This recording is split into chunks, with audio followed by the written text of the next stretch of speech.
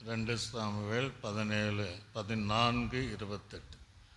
Absalom ராஜாவின் முகத்தை காணாமல் 2 வருஷம் எருசலேமிலே அவன் குடியிருந்தான் என்று பார்க்கிறோம். அப்சலோம் தாவீதினுடைய மகன். எருசலேம் என்பது தேவனுடைய ஆலயம், மகாராஜாவின் நகரம் என்று பார்க்கிறோம். சொந்த மகனாயிருந்தாலும் தாவீது ராஜாவுடைய முகத்தை பாராமல் எருசலேமிலே கூடியிருந்தாலும் பார்க்க முடியாத ஒரு சூழ்நிலை நாம் பார்க்க முடிகிறது.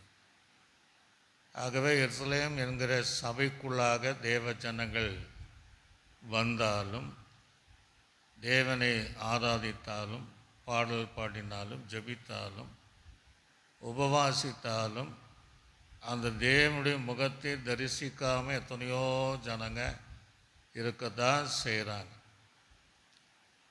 எத்தனையோ வருடத்திற்கு முன்பாக தேவ முகத்தை தரிசித்தவர்கள், தேவனோடு பேசினவர்கள், தேவன் அவளோடு பேசின எல்லா அனுபவம் இருந்தாலும் எருசலேம் என்கிற ஆவிக்குரிய சபைகளிலே ஆலயத்திற்குள் இருந்தாலும் அந்த மகாராஜாவின் இயேசு ராஜாவின் முகத்தை பார்க்காமல் இருக்கிறவர்களும் அப்சலோமை போல நிறைய பேர் இருக்கத்தான் செய்கிறாங்க.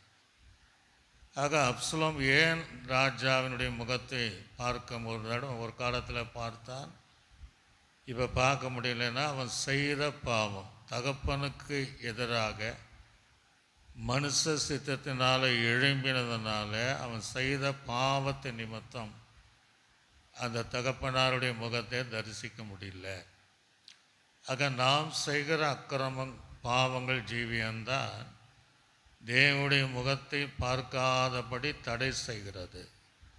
ஒருவேளை நீங்கள் ஆலயத்தில் இருக்கலாம், ஆலயத்தில் நீங்கள் தேவனை உண்மையாய் ஆராதிக்கிறக்கூடியவளாக இருக்கலாம்.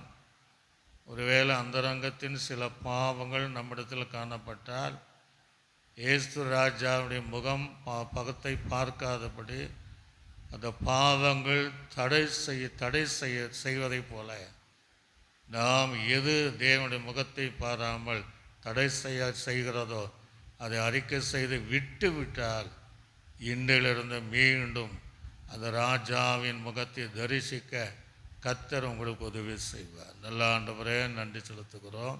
இந்த வார்த்தையின்படி மீண்டும் முகத்தை தரிசிக்க உதவி செய். இயேசுவின் நாமத்தில் ஜெபிக்கிற நல்ல பிதாவே, ஆமென்.